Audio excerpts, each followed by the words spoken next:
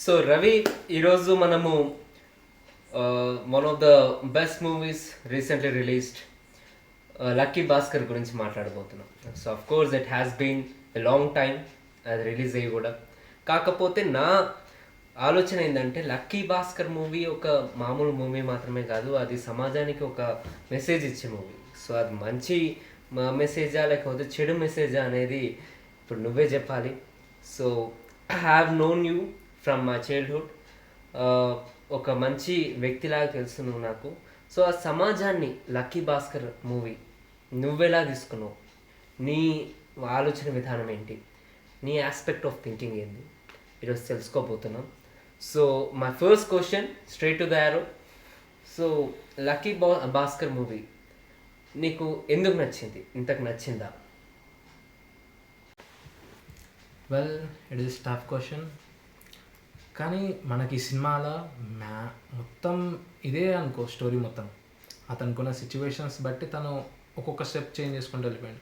స్టార్టింగ్లో ఒక government employee, ఒక మిడిల్ క్లాస్ ఫ్యామిలీ, అతనుకున్న శాలరీ తనకున్న అప్పుల కన్నా తక్కువ. సో అలాంటి సిచ్యువేషన్లో తను తన నిజాయితీని ప్రూవ్ చేసుకోనికే తన హార్డ్ వర్క్ తను చేసిండు. కానీ రిజల్ట్ రానందుకు తనకు వేరే ఆప్షన్ లేదు.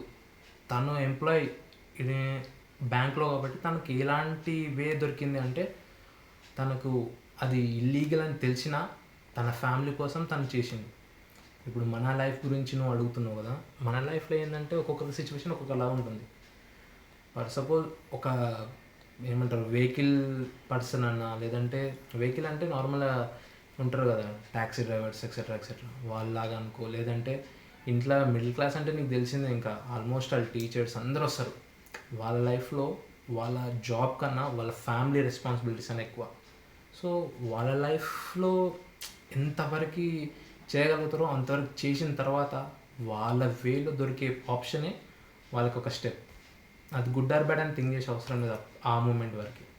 ప్రజెంట్గా వాళ్ళు చేసే దాంట్లో వాళ్ళు థింక్ చేసేది వాళ్ళ ఫ్యామిలీ ఎంతవరకు తన ఉన్న అప్పులైనా లేదంటే రాంగ్ సిచ్యువేషన్స్ ఉన్నా వాటి నుంచి బయటపడడానికనే ట్రై చేస్తారు. ఎంతవరకు అంటే చేసేది గుడ్ ఆ బ్యాడ్ అని థింక్ చేసేది లేదు. ఈ సినిమాలో ఏంటంటే థింక్ చేసిండు, బ్యాడ్ అని తెలిసినా చేసిండు.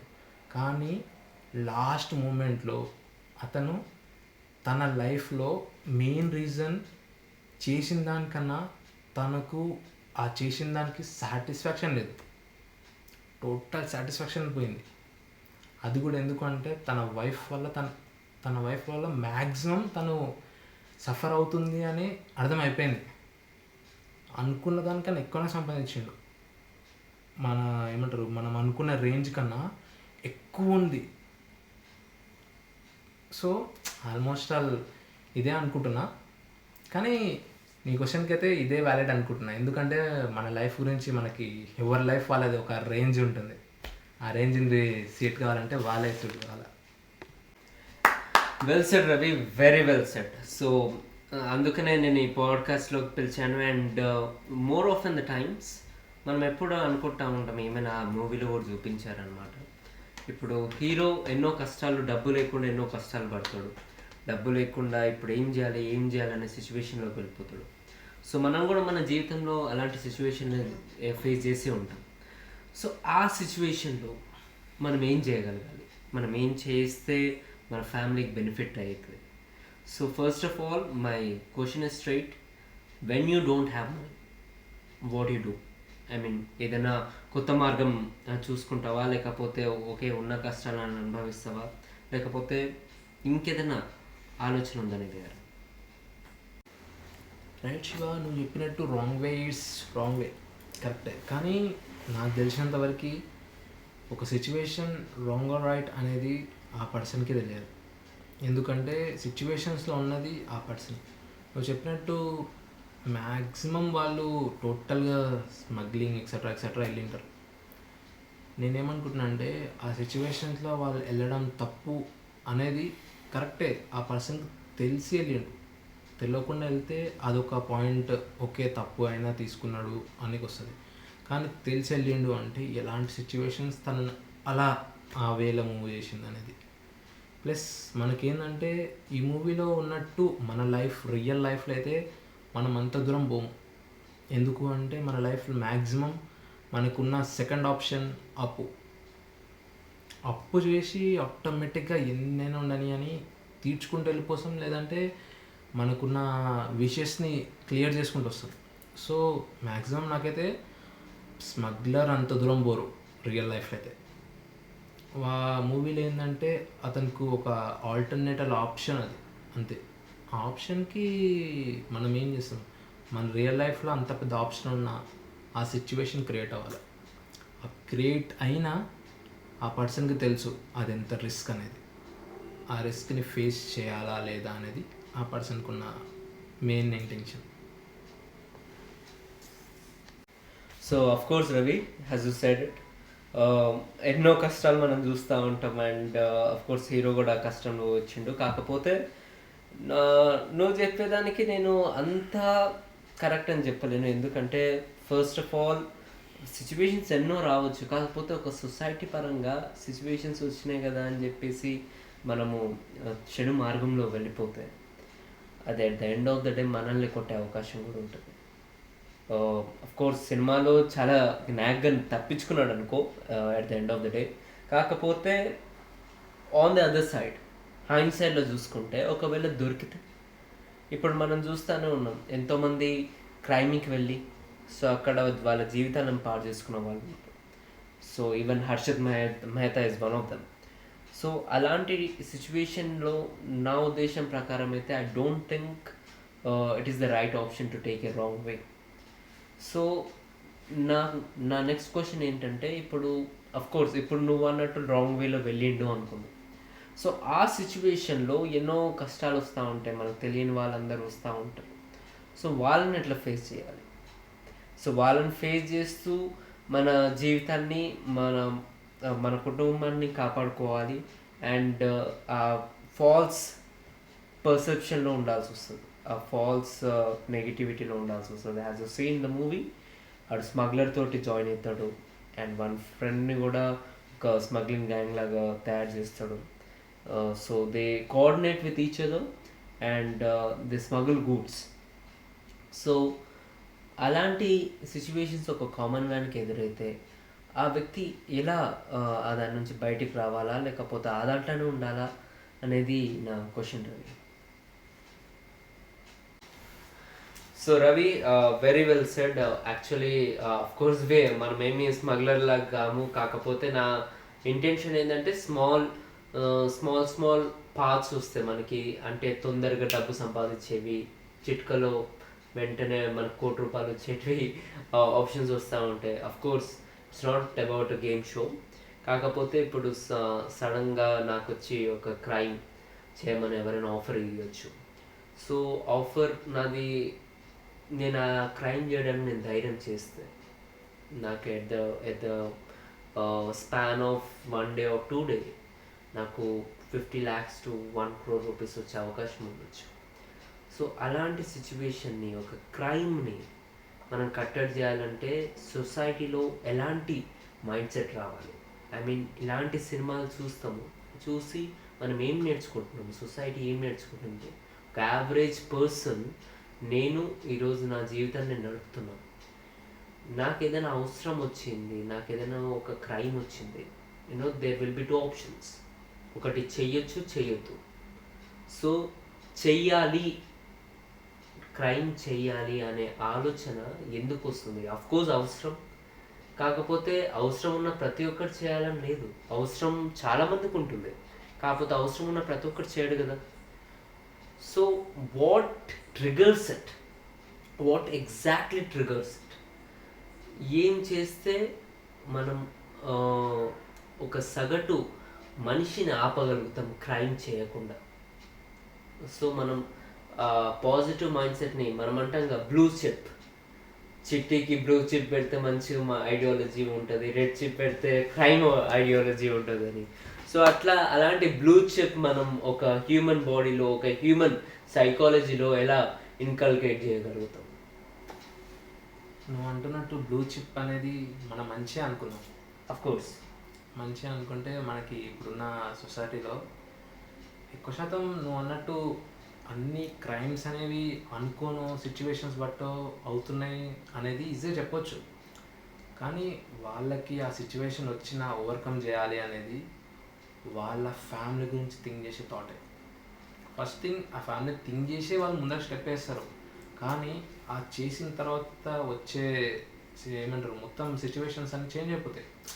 ఫర్ సపోజ్ నువ్వు చెప్పినట్టే క్రైమే అనుకో, ఆ క్రైమ్ని ఆపాలి అంటే క్రైమ్ చేయక ముందు థింక్ చేస్తాం, క్రైమ్ చేస్తే ఇంత అమౌంట్ వస్తే అని థింక్ చేస్తాం. కానీ ఆ క్రైమ్ వల్ల వచ్చే నెక్స్ట్ వచ్చే మొత్తం సిచ్యువేషన్ లైఫ్స్ మొత్తం చేంజ్ అయిపోతాయి. అఫ్కోర్స్ ఆ క్రైమ్ వల్లనే ఆ లైఫ్ మళ్ళీ లోపలికి వెళ్తుందని ఆ పర్సన్ థింక్ చేయడు. రైట్. అక్కడున్న ఫస్ట్ పాయింట్ మాత్రం థింక్ చేసేది ఏంటి, ఆ క్రైమ్ వల్ల వచ్చే అమౌంట్ అన్నా లేదంటే ఆ క్రైమ్ వల్ల వచ్చే బెనిఫిట్. సో నెగిటివ్ మాత్రం థింక్ చేయడు. పాజిటివ్గానే థింక్ చేస్తాడు కానీ నెగిటివ్గా థింక్ చేయడు. ఇప్పుడు ఓవర్కమ్ చేయాలి అంటే ఆ పాజిటివ్ పార్ట్ నెగిటివ్ కూడా థింక్ చేస్తే పాజిటివా నెగిటివ్ అనే మొత్తం పాసిబిలిటీస్లో వాళ్ళకి కనిపించేది ఫ్యామిలీ. Of ఆ course, ఫ్యామిలీలో పాజిటివ్ థింక్ చేస్తాడు, నెగిటివ్ కూడా థింక్ చేస్తే పాజిటివ్ కన్నా నెగిటివ్ ఎక్కువ ఉన్నప్పుడు ఆటోమేటిక్గా క్రైమ్ అనేది ఆ మైండ్ నుంచి కొంచెమనే ఎరేజ్ కానికి ఛాన్సెస్ ఉంటాయి. రైట్. ఎక్కువ శాతం ఆ క్రైమ్కి అయితే మ్యాక్సిమం థింక్ చేసే పాజిటివిటీ బట్టే ఉంటుంది. పాజిటివ్ నెగిటివ్ అనేది ఆ పర్సన్కి ఉన్న క్యాపబిలిటీ బట్టి ఉంటుంది. అంతే, ఎంతవరకు తీసుకోగలుగుతాడో చెప్పలేము ఇంకా. సో ప్రతి ఒక్క మనిషి పాజిటివ్ మాత్రమే కాదు నెగిటివ్ కూడా థింక్ చేసి దానికి ఒక భయం అనేది ఉండాలి. అది భయంలా కాదు, ముందు ఆలోచన అనుకోవచ్చు.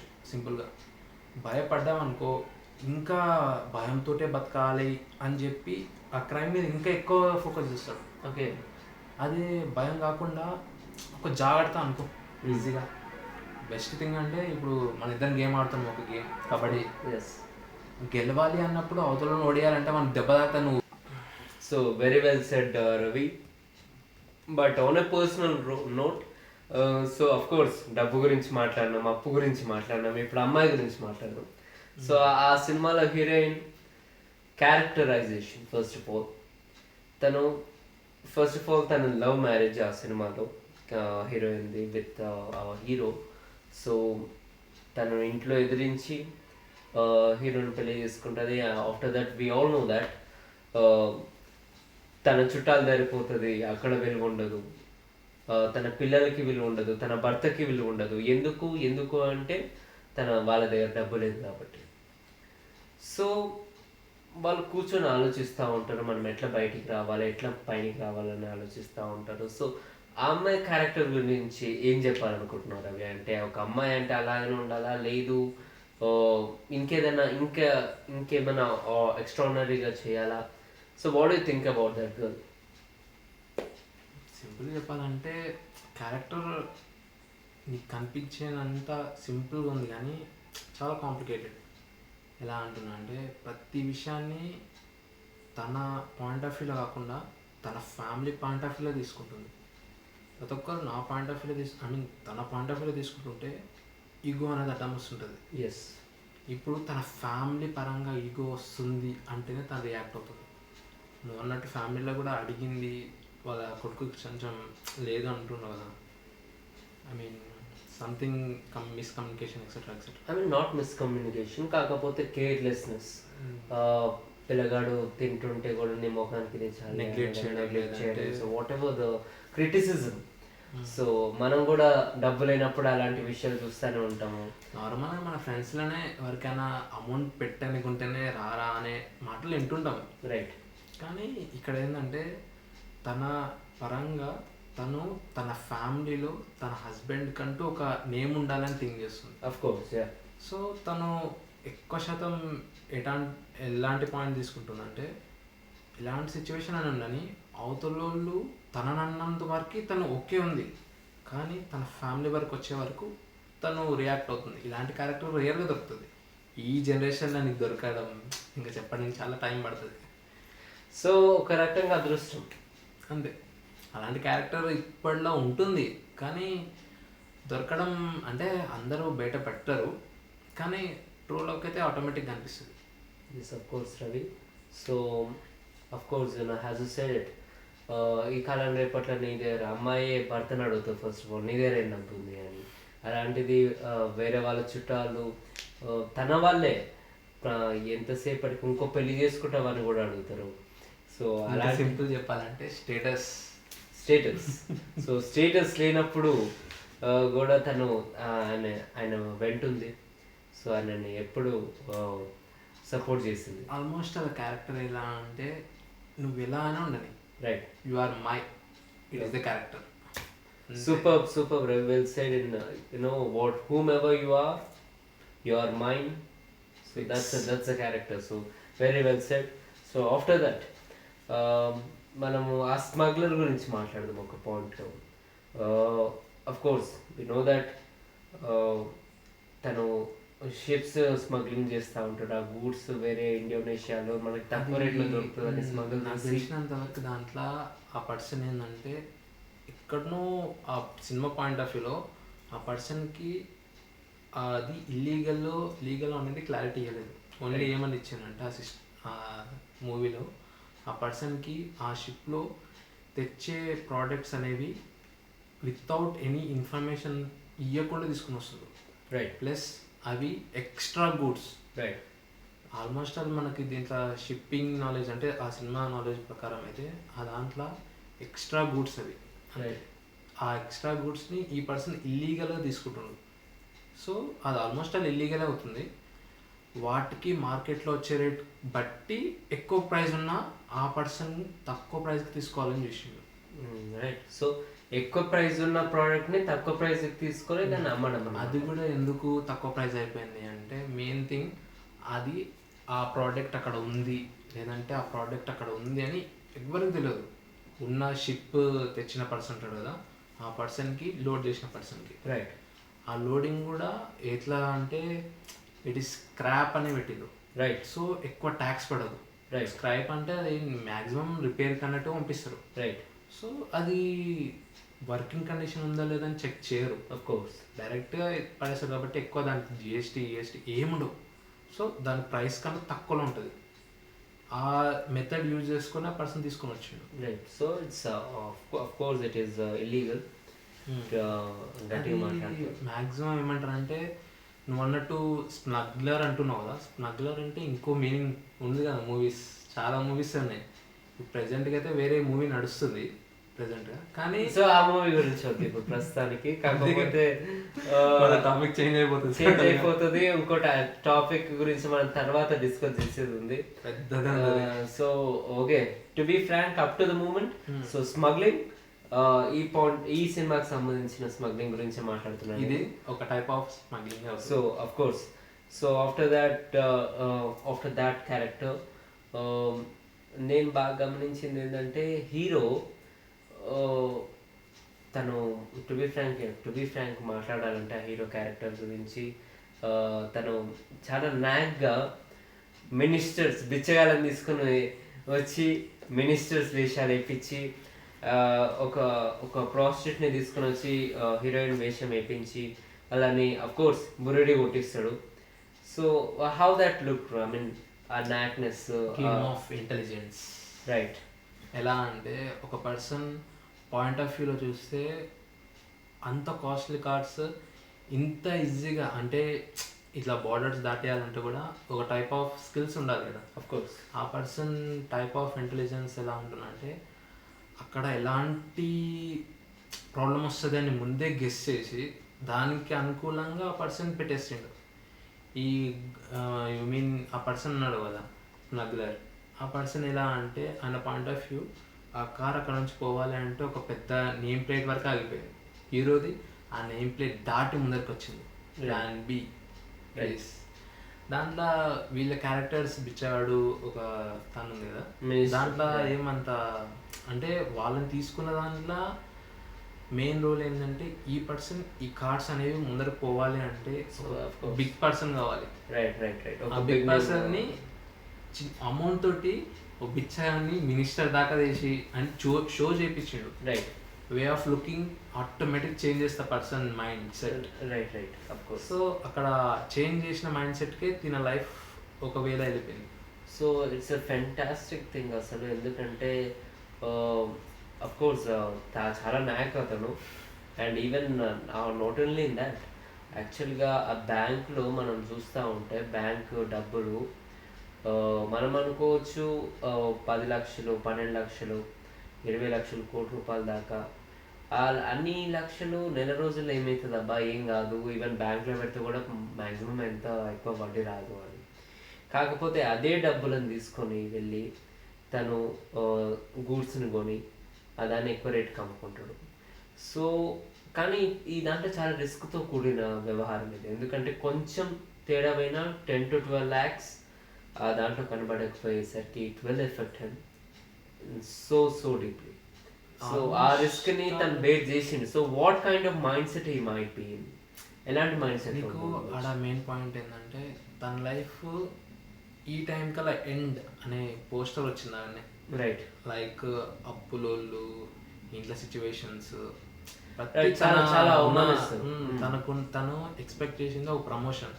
ఆ ప్రమోషన్ వస్తుందని ఆల్మోస్ట్ ఆల్ అందరు క్లియర్ తెలిసిపోయింది. రైట్. కానీ లాస్ట్ మూమెంట్లో తను చేయి జారి వెళ్ళిపోయినప్పుడే తనకి ఏం చేయాలో అర్థమవుతుంది. రైట్ రైట్ టోటల్ క్లోజ్ అక్కడ. ఇంకోటి ఏమంటే మెయిన్గా ఆ పర్సన్ ఆ టైంకి రిస్క్ చేసినా ఇంకా అయితే నా ఫైనల్ ఉంటే ఉంటా లేదంటే లేదనే పాయింట్ మీద తప్ప వేరే ఏ ధైర్యం లేదు. పోతే పోతాడు జైలుకి అని ఫిక్స్ అయ్యే ప్రిపేర్ అయ్యాడు. దాంట్లో కూడా డైలాగ్ అన్నాడు, వస్తే నా లైఫ్ నా ఫ్యామిలీ మొత్తం, లేదంటే నేను ఒక్కనే. Of course. It is the dialogue. Yes. It is the total game changing dialogue. Of course, Ravi. So concluding it, at the end of the day, nice speaking with you and about the film. So at the end of the day, ఒక మనిషి ఎట్లా బయటికి రావాలి ఇప్పుడు? Of course ఇదంతా చేస్తాడు, ఎప్పుడు బయటికి రావాలా? ఒకవేళ తప్పు చేస్తే ఎప్పుడు బయటికి రావాలి, లేకపోతే తప్పు చెయ్యొద్దా? So this is the first and the last question for you. Point of view అంటే నువ్వు చెప్పిన పాయింట్ ఏముంది, తప్పు చేయాలా వద్దా, దాంట్లో చేస్తే ఎప్పుడు బయటికి రావాలని. దీంట్లో పాయింట్ ఆఫ్ వ్యూలో చెప్పాలంటే సింపుల్గా తప్పు చేసేది మన అవసరానికి. అది తప్పు అని తెలిసి చేస్తున్నామంటే automatic you have to come out. అదే నువ్వు తప్పును రిపీట్ చేస్తున్నావు అంటే you will follow in trap. Right. Trap అనేది ఎలా అంటే మనం వేసుకునేదే. మన లైఫ్లో ఒక తప్పు అని తెలిసిన తర్వాత మనం చేస్తున్నాము అంటే అది మన మిస్టేక్. తప్పు తెలియక చేసినామంటే దాన్ని మళ్ళీ రిపీట్ కాకుండా ఉండడం మన చేతనే ఉంటుంది. రైట్. ఇప్పుడు ఆ పర్సన్ ఒక్కసారి ట్రై చేద్దామని ట్రై చేసాడు, 1 lakh 10 lakh అట్లా వెళ్ళింది. లాస్ట్కి ఆ పర్సన్ ఒక స్టేజ్ వరకు ఆగిపోయాడు. ఎందుకు అంటే తన ఫ్యామిలీలో తనకు కనిపించిన స్టేజ్లో తను లూజ్ అయ్యిండు. నీకు తప్పు చేసినావు, ఓకే, దాని నుంచి బయటకు రావాలి అంటే నీకు ఒక స్టేజ్ లేదంటే నీ ఫ్యామిలీ ఎక్సెట్రా ఉండొచ్చు. కానీ నీ ఓన్గా నీకే అనిపిస్తుంది. ఆ టైంలో నువ్వు బయటికి రాలేకపోయినా లేదంటే రాలేదు అంటే యు ఆర్ ట్రాప్డ్ అంతే. Of course Ravi. So very well said that మనకి అది ట్రాక్ అయ్యే విషయం ఉన్నప్పుడు మనం పోకూడదు. ఫస్ట్ ఆఫ్ ఆల్ పోకూడదు. పోతే మాత్రం చాలా వీలైనంత తొందరగా బయటికి రావాలి అని. మ్యాక్సిమం ఆ ట్రాప్ అని తెలిసినాక అవాయిడ్ చేయడం బెటర్. కానీ నీకు ఆప్షన్ లేదు అన్నప్పుడు వేరే ఆప్షన్ సెలెక్ట్ చేసుకొని ట్రై అనే చేయాలి. అదే ఆప్షన్లో నువ్వు ఉంటే ఇట్ ఈస్ ట్రాప్ అని తెలిసిన తర్వాత కూడా నువ్వు పడతా అంటే చాలా కష్టం. సో గుంత అని తెలిసిన తర్వాత పడొద్దు అని అంటున్నారు మన స్నేహితుడు Ravi. So once again thank you Ravi, because a great podcast with you. This is my first podcast, first episode. So looking forward for a lot of episodes from you, Ravi. So thank you once again. So my audience, once again, today we got our guest with Ravi Teja. So ఆయన తన views ఇచ్చాడు మన lucky Bhaskar movie గురించి. So ఇలాంటి పాడ్కాస్ట్లు ఇంకా వినాలి, ఇంకా చూడాలి అనుకుంటే please subscribe to our YouTube channel. And our combination is the best. Right.